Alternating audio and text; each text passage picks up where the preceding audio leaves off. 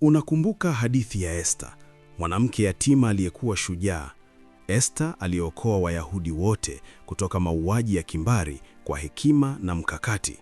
Sasa wachana na huyo, kuna mwanamke mwingine katika historia ya Israeli ambaye pia aliokoa taifa lake, lakini kwa njia tofauti kabisa. Jina lake Judith, shujaa wa kike aliyeingia katika kambi ya adui peke yake na kumkata kichwa jemadari mkuu wa jeshi la adui. Na hadithi yake ni moja ya hadithi za kushangaza zaidi za ushujaa wa wanawake katika historia yote. Lakini kuna tatizo. Biblia yako, Biblia ya Kiprotestant, haina kitabu hiki. Kitabu cha Judith, yani Book of Judith, kiliondolewa, lakini Wakatoliki bado wanakitumia kama moja ya vitabu vya Biblia. Kwa nini? Leo nitakujuza hapa, bora unipe muda wako tu. Leo nitakuambia hadithi kamili ya Judith kutoka mwanzo hadi mwisho. Lakini kabla hatujaanza kipindi chetu leo, kwanza ni washukuru nyinyi wote mnaokuja hapa kila wakati tukiposti video mpya. Na kama ni mara yako ya kwanza hapo leo, tafadhali naomba subscribe. Asante na pia karibu sana. Sasa, tuende kazi. Kitabu cha Judith ni sehemu ya vitabu vinavyoitwa Apocrypha au Deuterocanonical Books. Vitabu hivi vilikuwa katika Biblia ya Kigiriki, Septuagint, Biblia ambayo Wayahudi wa Alexandria, Misri, waliitumia. Vitabu vya Apocrypha ni 15, kama vitabu vya Tobit, Judith, Wisdom of Solomon, Sirach, Baruch, Makabiz 1, Makabizo wa pili, nyongeza kwenye Esther, sehemu za ziada za kitabu cha Esther, nyongeza kwenye Daniel, hadithi kama Susana na Bell and the Dragon na vingine. Vitabu hivi vilikuwa katika Biblia ya kanisa la Kikatoliki tangu enzi za mapema, lakini mwaka 1517 AD, Martin Luther, kiongozi wa Protestant Reformation, aliamua kuondoa vitabu hivi. Kwa sasa, kwenye Biblia ya kawaida, vitabu hivi havipo. Kanisa la Kikatoliki na kanisa la Kiorthodox bado wanakitumia kitabu cha Judith na vitabu vingine vya Apocrypha kama sehemu ya Biblia yao.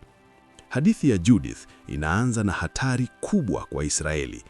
Judith 2:1-4 inasema, katika mwaka wa 12 wa utawala wake, Mfalme Nebukadneza aliwaita wakuu wake wote. Akawaambia, nitazishambulia nchi zote za magharibi, kwa sababu walikataa kuungana nami katika vita dhidi ya Mfalme Arfaksad. Kisha akamuita Holofernes, jemadari mkuu wa jeshi lake. Mfalme Nebukadneza, kitabu hiki inasema ni wa Asiria, lakini kihistoria inasema ni wa Babeli, alikasirishwa na mataifa ambayo yalikataa kumsaidia katika vita yake. Alimuita Holofernes, jemadari mkuu wa jeshi lake, mtu wa nguvu, jasiri, mkali.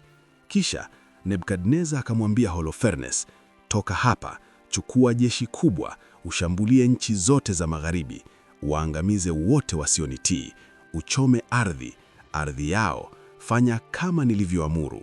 Holofernes alipewa mamlaka kamili kuangamiza mataifa yote yasiyotii.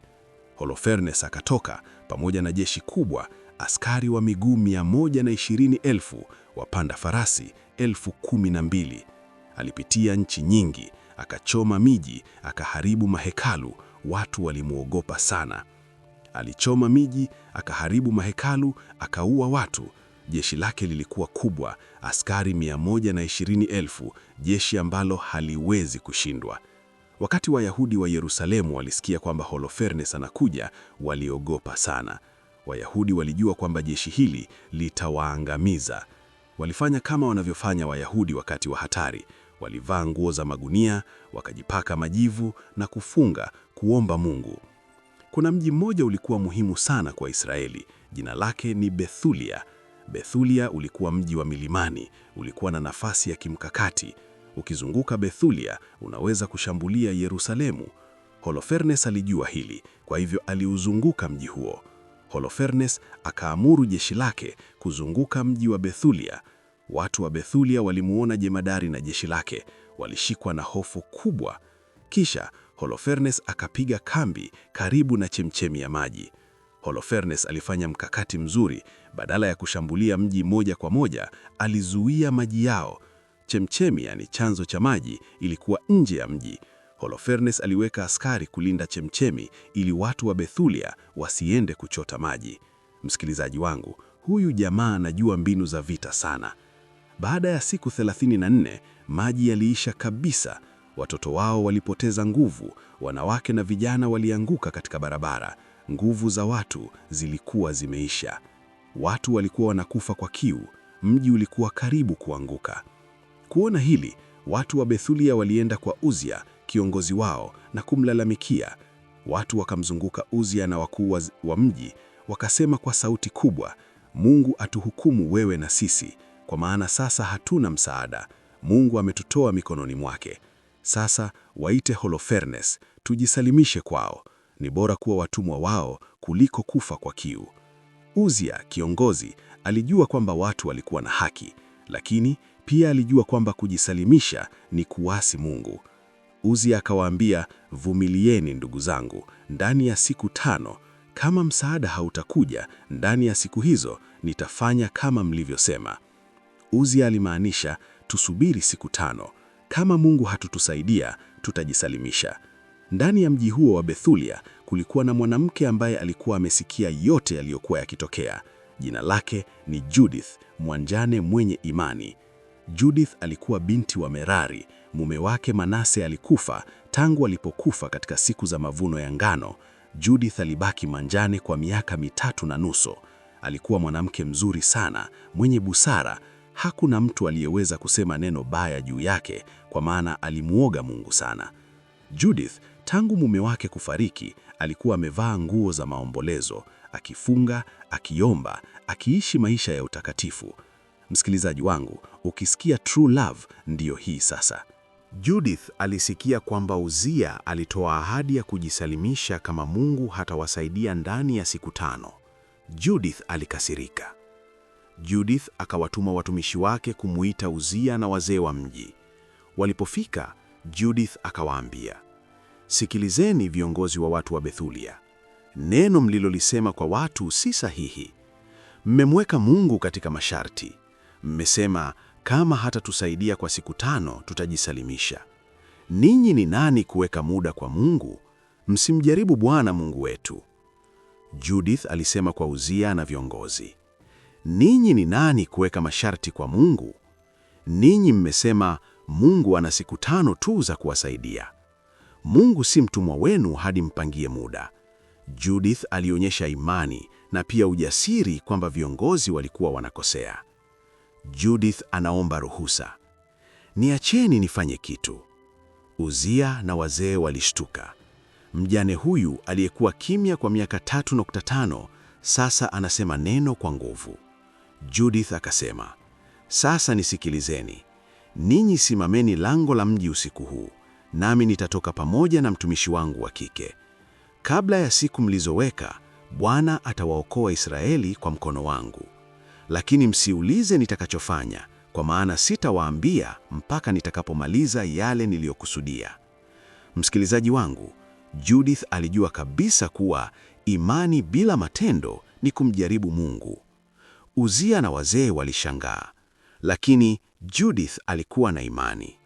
Uzia na wakuu wakamwambia, nenda kwa amani na Bwana Mungu awe mbele yako, kwa kulipiza kisasi kwa adui zetu. Kisha wakarudi. Uzia alisema, nenda, Mungu awe nawe. Judith, baada ya kupata ruhusa, alirudi nyumbani kwake na kufanya kitu cha kushangaza. Judith alivua nguo za magunia na akaoga mwili wake kwa maji, akapaka mafuta mazuri, akatengeneza nywele za kichwa chake, akavaa kitambaa cha kichwa na akavaa mavazi aliyokuwa amevaa wakati mumewe Manase alipokuwa hai. Akavaa viatu vyake, bangili, pete, herini na vito vyake vyote. Akajipamba sana. Judith, ambaye kwa miaka 3.5 alikuwa mjane, sasa alikuwa amejivika kama malkia. Kwa nini? Kwa sababu alijua urembo wake ni silaha yake. Judith akampa mtumishi wake wa kike kiriba cha diwani na chupa ya mafuta. Kisha walitoka wakaelekea lango la mji. Uzia na wazee wa mji walimuona, walishangaa sana kwa uzuri wake. Wakamwambia, Mungu wa mababu zetu akupe kibali, na akaliteme mawazo yako. Judith akamsujudia Mungu, kisha akawaambia, fungueni mlango, nami nitatoka. Mlango ulifunguliwa. Judith na mtumishi wake wa kike walitoka wakaelekea katika kambi ya adui. Judith na mtumishi wake walitembea kutoka Bethulia kwenda kambi ya Holofernes. Walikuwa wanawake wawili tu katika jangwa wakienda kwa jeshi la adui. Walipokuwa wakishuka kutoka mlimani, walipatana na walinzi wa Kiashuru ambao waliwakamata. Wakamuuliza Judith, wewe ni wa taifa gani? Unatoka wapi? Unaenda wapi? Akawajibu, mimi ni binti ya Kihebrania na nimekimbia kutoka kwao kwa sababu watakuwa chakula chenu. Ninakuja kumuona Holofernes, kumweleza habari za kweli na kumuonyesha njia ambayo ataweza kuuteka mji yote bila kupoteza hata mtu mmoja. Askari walipomuona Judith na kusikia maneno yake, walishangaa. Wakamwambia, umejiokoa maisha yako kwa kushuka haraka kwa bwana wetu. Nenda sasa kwake. Tutatangulia mbele yako tukamwonyeshe. Wale watu walichagua watu 100 kuwafuata. Habari za Judith zilienea kila mahali. Watu walitoka kwenye mahema yao wakamzunguka. Walishangaa kwa uzuri wake. Wakasema kwa ishara zao, nani anaweza kuwa dhaifu mbele ya watu wanawake namna hii? Si vizuri kuwaachilia hata mmoja. Judith 10:20 kuingia 23 inasema, walimpeleka hadi hema la Holofernes.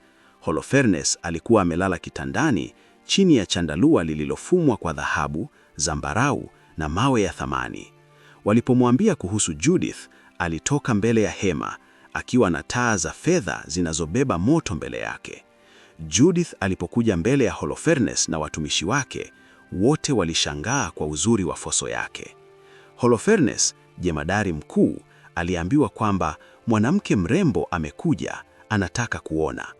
Holofernes, kama wanaume wengi, alitoka haraka kumwona Judith.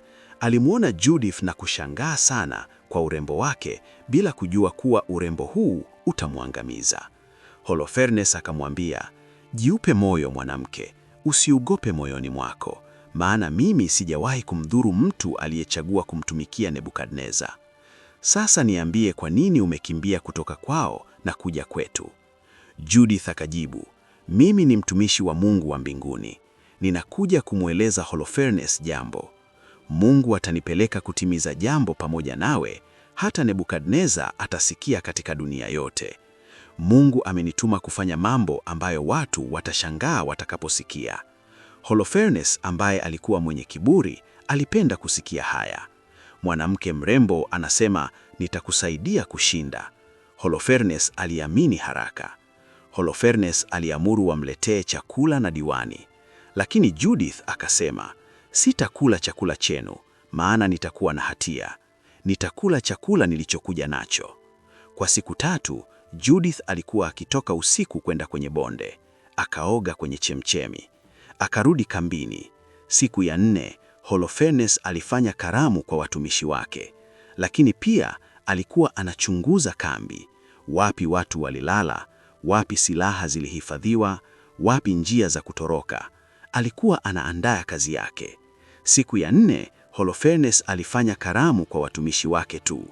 Akamwambia Bagoas, towashi aliyesimamia mambo yake yote, nenda, umshawishi mwanamke Muhebrania awe pamoja nasi, ale na kunywa pamoja nasi. Maana ni hashamu kwetu kumwacha mwanamke kama huyo bila kumjua. Bagoas alienda kwa Judith. Bagoas akamwambia, mwanamke mzuri kama wewe asichelewe kuja kwa bwana wangu, upate heshima mbele yake, unywe diwani pamoja nasi. Judith akamjibu, mimi ni nani hata nimkatae bwana wangu? Kila kimpendezacho machoni pake nitafanya haraka. Hii itakuwa furaha yangu hadi siku ya kifo changu. Lakini moyoni mwake Judith alikuwa na mpango tofauti. Kisha aliinuka na kujipamba kwa mavazi yake na vito vyake vyote za kike. Mtumishi wake akatangulia na kutandaza juu ya farako mbele ya Holofernes ngozi za kondoo aliyepokea kutoka kwa Bagoas, za kukalia alipokuwa akila. Alitaka Holofernes amuone kama mwanamke wa kupendeza. Judith akaingia na kukaa. Moyo wa Holofernes ulishituka, na roho yake ikatikiswa, maana alikuwa na tamaa kubwa ya kulala naye. Holofernes alipendezwa naye, akanywa divai nyingi sana, zaidi alivyokuwa akinywa siku yoyote tangu kuzaliwa kwake. Alikuwa anajipanga kumshawishi Judith bila kujua. Judith alikuwa anajipanga pia. Baada ya sherehe, watu walianza kwenda kulala. Judith 13 mstari wa kwanza hadi wa pili inasema, ilipokuwa jioni, watumishi wake waliharakisha kwenda zao. Bagoas alifunga hema kutoka nje na kuondoka. Wote walikuwa wamelewa kwa sababu ya divai. Judith alibaki peke yake katika hema, na Holofernes amelala kitandani, kwa maana alikuwa amelewa sana. Na sasa wakati ulikuwa umefika. Judith alikuwa amemwambia mtumishi wake wa kike asimame nje. Judith akasimama karibu na kitanda cha Holofernes na kuomba moyoni mwake, akisema, Bwana, Mungu wa nguvu zote, tazama katika saa hii kazi ya mikono yangu kwa ajili ya utukufu wa Yerusalemu. Maana sasa ni wakati wa kusaidia urithi wako na kutimiza jambo nililokusudia kwa ajili ya kuangamiza adui walioinuka dhidi yetu. Kisha akakaribia sehemu ya kichwa cha kitanda chake na kuchukua upanga wa Holofernes. Akashika nywele za kichwa chake. Akasema, Bwana, Mungu wa Israeli, nitie nguvu katika saa hii. Kisha akampiga shingoni mwake mara 2 kwa nguvu zake zote na kukata kichwa chake. Akausukuma mwili wake kutoka kitandani na kuondoa chandalua. Holofernes, jemedari aliyetisha, aliyeua maelfu, sasa ameuawa na mwanamke. Baada ya muda mfupi, alitoka na kumpa mtumishi wake kichwa cha Holofernes, akakiweke ndani ya mfuko wa vyakula. Wakatoka wawili kama kawaida yao, walipita kambini, wakazunguka bonde na kupanda mlima wa Bethulia. Walifika lango la mji kwa umakini sana. Askari wa Holofernes hawakujua kwamba jemedari wao ameuawa. Hawakujua kwamba wanawake wawili waliokuwa wakipita walikuwa na kichwa cha jemedari wao ndani ya mfuko. Judith na mtumishi wake walifika lango la Bethulia alfajiri. Ilipokuwa mbali kidogo, Judith aliita kwa sauti kubwa kwa walinzi wa lango, Fungulieni, fungulieni lango, Mungu wetu yu pamoja nasi, kaonyesha nguvu zake katika Israeli na nguvu dhidi ya adui kama alivyofanya leo." Watu wa Bethulia walisikia sauti yake na kufungua lango. Watu wa mji walisikia sauti yake, wakaharakisha kushuka kwa lango la mji na kuwaita wazee wa mji. Wote kutoka mdogo hadi mkubwa walikimbilia, maana halikuwa jambo la kawaida kwamba Judith amerudi. Walifungua lango, wakawapokea, wakawasha moto kwa mwanga na kuwazunguka. Judith akasema kwa sauti kubwa, "Msifuni Mungu, msifuni Mungu ambaye hajaondoa rehema yake kwa nyumba ya Israeli, bali amewapunda adui kwa mkono wangu usiku huu." Kisha akatoa kichwa kutoka kwenye mfuko na kuwaonyesha akisema, "Tazama kichwa cha Holofernes, mkuu wa jeshi la Ashuru. Bwana amempiga kwa mkono wa mwanamke." Watu walisimama kimya wakishangaa. Kichwa cha jemedari kilikuwa mkononi mwa mjane. Watu walianguka kifudifudi wakamwabudu Mungu. Watu walijua huu si ushindi wa Judith tu, ni ushindi wa Mungu kupitia Judith. Uzia akamwambia, "Ubarikiwe ewe binti yangu na Mungu aliye juu kuliko wanawake wote duniani, na abariki Bwana Mungu wa Israeli aliyeumba mbingu na nchi, ambaye amekuongoza kukata kichwa cha kiongozi wa adui zetu. Imani yako haitakuwa na shaka katika mioyo ya watu wote watakaokumbuka nguvu za Mungu daima." Watu wote walisema Amen. Asubuhi ilipofika, watu wa Bethulia walikuwa tayari kuwashambulia kwa sababu sasa hawakuwa na hofu. Judith 14 mstari wa kwanza hadi wa 4 inasema, Judith akawaambia, "Sasa sikiliza, mchukue kichwa cha Holofernes na mkitundike juu ya ukuta wa mji. Asubuhi chukueni silaha zenu na mtoke nje ya mji kama mnakwenda kupigana, lakini msiende kweli. Wao Waashuru wataingia kambini kumwamsha Holofernes. Watamkuta amekatwa kichwa na hofu itawaangukia." Mkakati ulikuwa mzuri. Bagoas aliingia, akagonga pazawa la hema, akifikiri kwamba Holofernes amelala na Judith, lakini hakuna aliyejibu. Akaingia, akamkuta Holofernes amelala juu ya kizingio akiwa amekatwa kichwa. Akapiga kelele, akalia, akagonga miguu, akararua nguo zake. Kisha akaenda kwenye hema ambayo Judith alikuwa, hakumkuta. Akatoka, akawaambia watu, "Wanawake wa Kihebrania wametufanya aibu.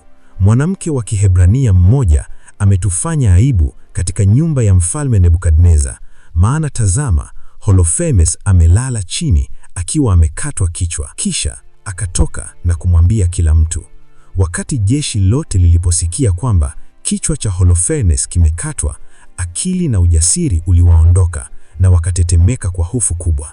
Hakuna aliyebaki na mwenzawe, bali walikimbia kila mahali wakijaribu kutoroka. Kupitia tambarali na milima, wana wa Israeli waliotembelea katika Bethulia wakatoka na kuwashambulia. Wakawafukuza hadi Damasku na mipaka yake. Watu wa Bethulia walichukua nyari za kambi ya Waashuru. Wakachukua mali nyingi sana. Yoakim kuhani mkuu na wazee wa Yerusalemu walikuja kumwona Judith. Watu wa Israeli walimheshimu Judith kama shujaa. Wanawake wote wa Israeli walikimbilia kumwona Judith na kumbariki na kufanya dance kwa ajili yake. Judith akaimba, Mungu ameshinda, si kwa jeshi, bali kwa mkono wa mwanamke. Holofernes alianguka, si kwa upanga wa mwanamume, bali kwa uzuri wa mwanamke. Judith alisema ukweli. Mungu alitumia urembo wake kama silaha kumuua jemedari. Lakini kwa nini kitabu hiki hakipo Biblia yako? Kwa sababu Waprotestanti walisema kina makosa ya historia. Walisema haikuwa katika Biblia ya Kihebrania. Walisema ni hadithi ya kufundisha, si historia halisi. Lakini Wakatoliki na Orthodox bado wakitumia kama sehemu ya Biblia. Kwa wasikilizaji wangu wa kiume, jua kwamba urembo wa mwanamke ni silaha kubwa sana. Acha tamaa. Kwa wasikilizaji wangu wa kike, fahamu kwamba ukiacha kisirani na ukatumia vizuri akili yako na ukamshirikisha Mungu, unaweza kufanya mambo makubwa hata kama wewe ni wa kike. Na kama unaitwa Judith, jua kwamba wewe ni shujaa. Ikikupendeza, naomba bonyeza like na subscribe. Tutaonana kipindi kijacho. Mungu akubariki sana.